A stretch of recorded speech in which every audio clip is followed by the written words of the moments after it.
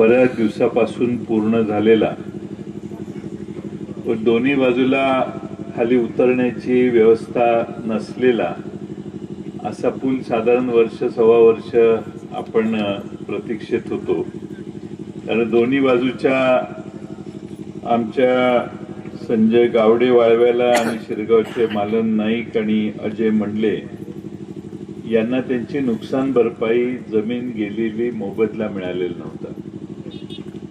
बऱ्याच प्रयत्नानंतर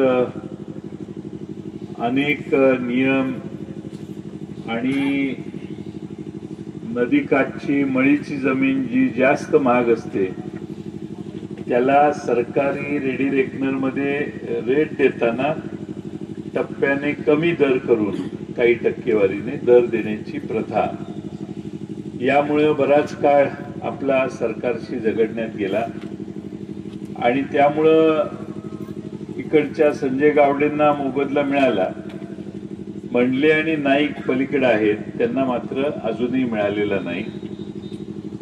प्रस्ताव पूर्ण केलेला आहे, राज्य सरकारकडून पैसे येणं बाकी आहे आणि कॉन्ट्रॅक्टरच्या आधी त्यांचे पैसे द्यायचे आणि मग कॉन्ट्रॅक्टरचं उरलेलं बिल द्यायचं असा प्रशासनाला मी सांगितलंय आणि त्याचा तो प्रयत्न करतायत। या पुलाची कहाणी सगळ्यांनीच सांगितली। वाळव्यातून शिरगावला जाण्यासाठी नागठाणच्या बंधाऱ्याशिवाय दुसरा पर्याय नव्हता आणि नागठाणच्या बंधाऱ्यावरून येताना देखील एखादा ट्रक एखादी गाडी आली तर दुसऱ्या गाडीला पुलावर येता येत नव्हतं, बंधाऱ्यावर येता येत नव्हतं। असा अतिशय नॅरो पूल किंवा बंधारा हा त्या ठिकाणी होता। मधल्या काळामध्ये दोन पूर आपण बघितले। 2005 ला एक मोठा पूर आला, 2019 ला मोठा पूर आला। मला वाटतं 1900 पुराच्या वेळी मी होडीनं गेलो, त्यावेळी होडी आत गेली तर अर्धा 1 किलोमीटर पुढे जाऊन होडी पलीकडे टेकायची। तसं कसं बस देवळात पोचलो आम्ही शिरगावच्या, त्यावेळी शिरगावचे सगळी जनावरं त्या देवळात आणून बांधलेली होती आणि सगळे जनावरं गुडघ्यापेक्षा उंच पाण्यात उभी होती, भयभीत झालेली होती, अस्वस्थ होती आणि त्या जनावरांचा एकंदर परिस्थिती बघितल्यावर मला आणि आम्हा सगळ्यांना धक्का बसला की शिरगावच्या प्रत्येक शेतकऱ्यानं सगळ्यात उंच ठिकाणी जनावर आणून बांधली तरी ही अवस्था कशी झाली, अशी आमची सगळ्यांची मानसिकता झाली। कसं बस आम्ही परत तिकडनं इकडे आलो। त्यानंतर सुदैवानं आपलं सरकार आलं आणि सरकार आल्यानंतर वर्षभरात अशोक चव्हाण साहेब बांधकाम मंत्री होते, त्यांना विनंती केली आणि राज्य सरकारकडून केंद्र सरकारकडे जाणारा प्रस्ताव याच्यात अशोकराव चव्हाणांनी पहिल्या लाईनीत पहिल्या ओळीत मला वाटतं आपल्या प्रस्तावाचं नाव घातलं। ते म्हटले जयंतराव मी असं घालतो की यादीच तिथनं सुरू होते, त्यामुळं सेंट्रल रोड फंडामध्ये प्रायोरिटी 1 नंबर असेल तर ती काही कोणी बदलणार नाही। तशी प्रायोरिटी वर गेली आणि वरून यादी मंजूर होताना शिरगावच्या प्रकल्पाचा पुलाचा हा प्रस्ताव मंजूर झाला आणि मंजूर झालेल्या प्रस्तावानंतर आपल्याला आज या ठिकाणी पुलावर उभा राहून आपल्याला पुलाचं उद्घाटन करण्याची संधी मिळते। हा पूल होण्याच्या आधी बजरंग आंबेने सांगितलं तसं की अंतर मोठं आहे म्हणून मग म्हटलं किमान झुलता पूल तरी करूया, म्हणून इंजिनियरना बोलवून झुलता पूल करूया म्हणून सांगितलं। त्यांनी डिझाईनच्या कडे हा प्रस्ताव पाठवला। डिझाईन करणाऱ्याला एवढ्या मोठ्या स्पॅनचा पूल करणं, झुलता पूल, हे जरा अवघड वाटलं आणि केला तर महाग होईल असा साधारण त्याचा प्रश्न आला। पण शेवटी जेव्हा सेंट्रल रोड फंडात प्रस्ताव आला, झुलत्या पुलाला मर्यादा असते, म्हटलं मग बांधायचा तर मोठा आणि रुंद पूल बांधू, आणि म्हणून एवढा रुंद पूल, हा अतिशय प्रशस्त पूल, सगळ्यात कृष्णा नदीवर कदाचित सगळ्यात उंच पूल, आणि सगळ्यात जास्त जिथं कृष्णा नदीची रुंदी आहे तिथं बांधलेला हा एकमेव कृष्णा नदीवरचा पूल असेल असं मला वाटतं. काहीतरी 35-36 कोटी रुपयापर्यंत आतापर्यंत खर्च केला असेल, पण फार मोठं काम या काळात झालं. शिरगावच्या नागरिकांची मोठी व्यवस्था झाली. शिरगावच्या नागरिकांना जग जवळ आल्यासारखं वाटलेलं असेल असा माझा विश्वास आहे.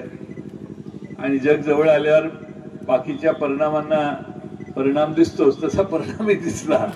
पण चटकन शिरगावात बसलं की इस्लामपुरात, शिरगावात बसलं की कोल्हापुरात पोहोचायला वळण घेऊन जाण्याच्या ऐवजी आज आपण इथून जायला सुरुवात केली. मला खात्री आहे की शिरगावचे सगळे नागरिक, नवी पिढी कायम लक्षात ठेवेल या पुलामुळे आपली व्यवस्था काय झाली. शेवटी वाईट दिवस गेले की पुढच्या पिढीला पुढचे दिवस दिसतात.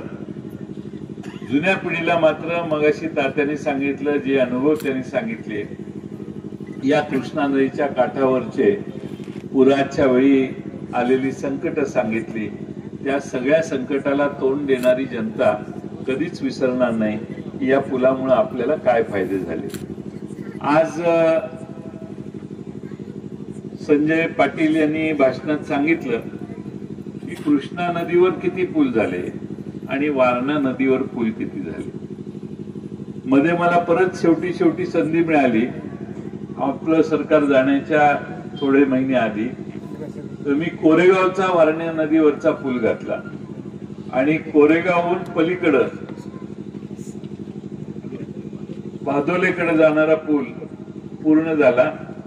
पलीकडे कोल्हापूर जिल्ह्यात भादोल्याकडे जाणारा, भादोल्याच्या तिकडे जाणारा रस्ता, त्याच्यावर जरा अतिक्रमण आहे, पण ते अतिक्रमण निघालं की कोरेगाव, बडकिंबे त्या भागातली लोक लवकर हायवेला पण किनीकडे जाणारा रस्ता एक आता मुख्यमंत्री फंडातून, मुख्यमंत्री निधीमधून करायचं चाललंय, होईल म्हणजे.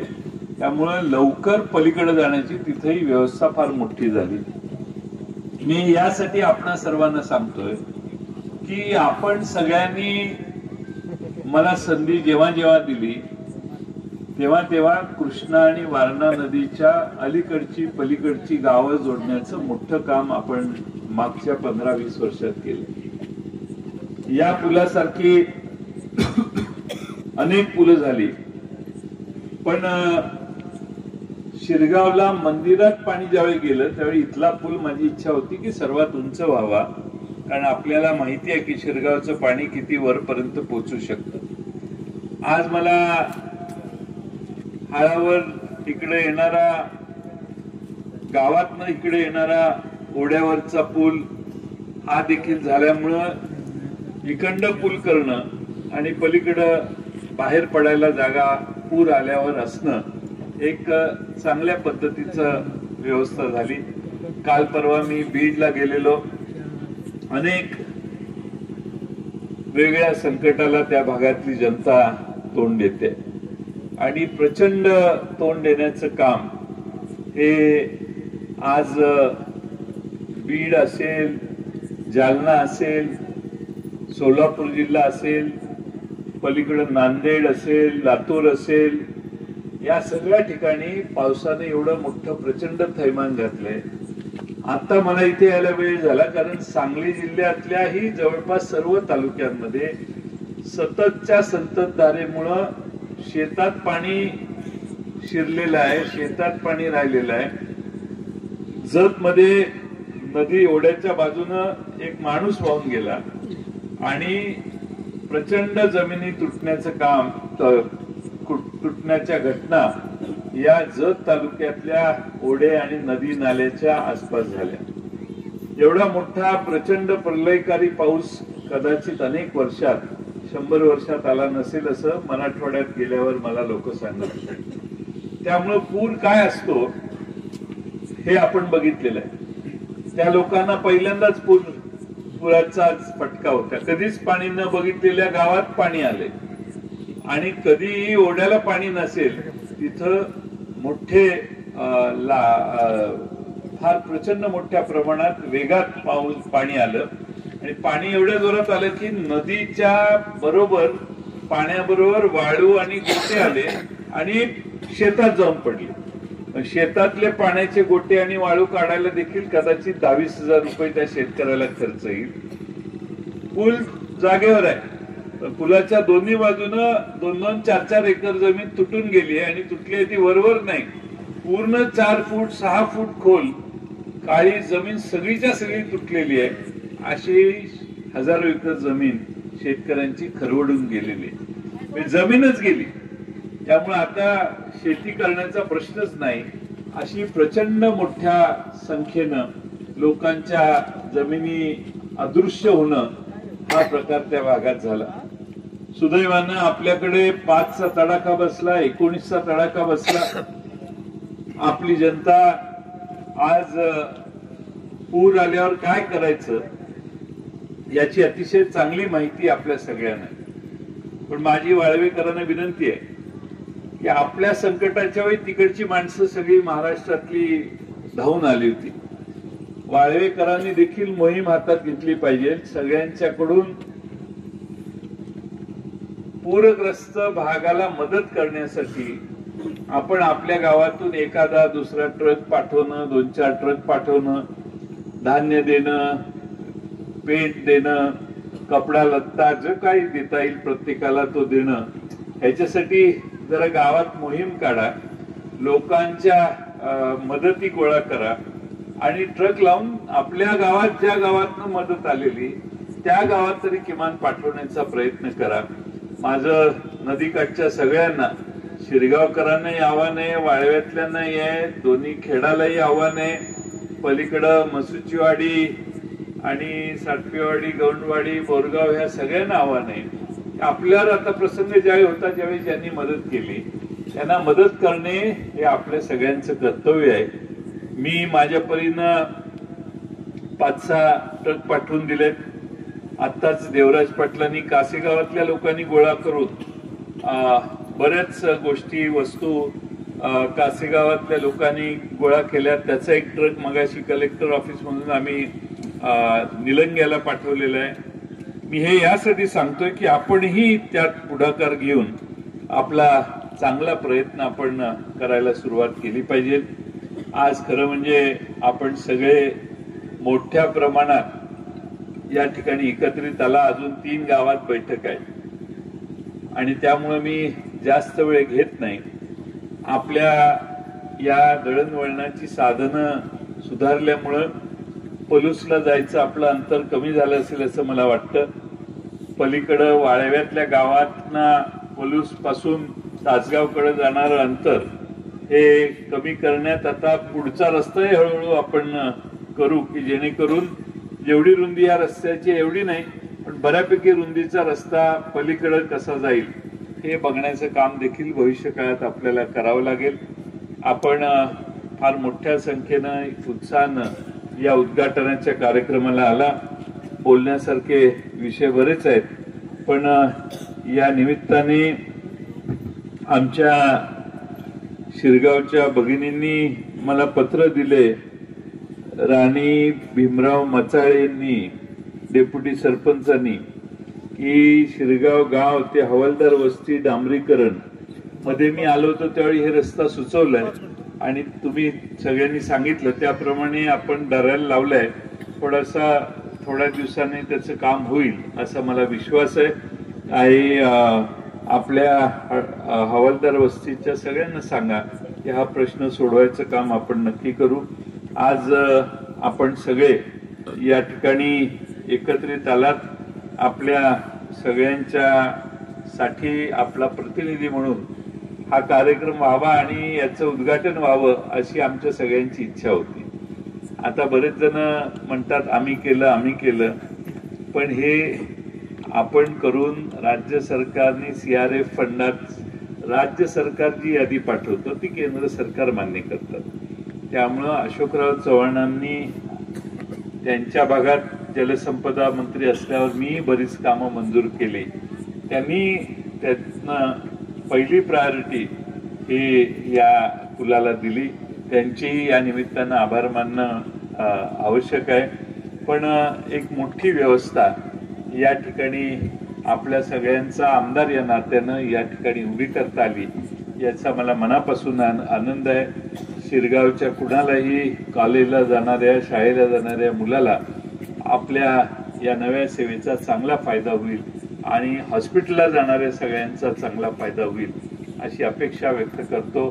आपल्या उरलेल्या पलीकडच्या बाजूला ज्यांच्या जमिनी घेतलेल्या आहेत त्यातल्या काहींच्या जमिनी या त्यांच्या नावावर नाही आहेत. त्यामुळे ते पैसे त्यांच्या नावाने कसे वर्ग करायचे ह्याच्यात बराच काळ गेला.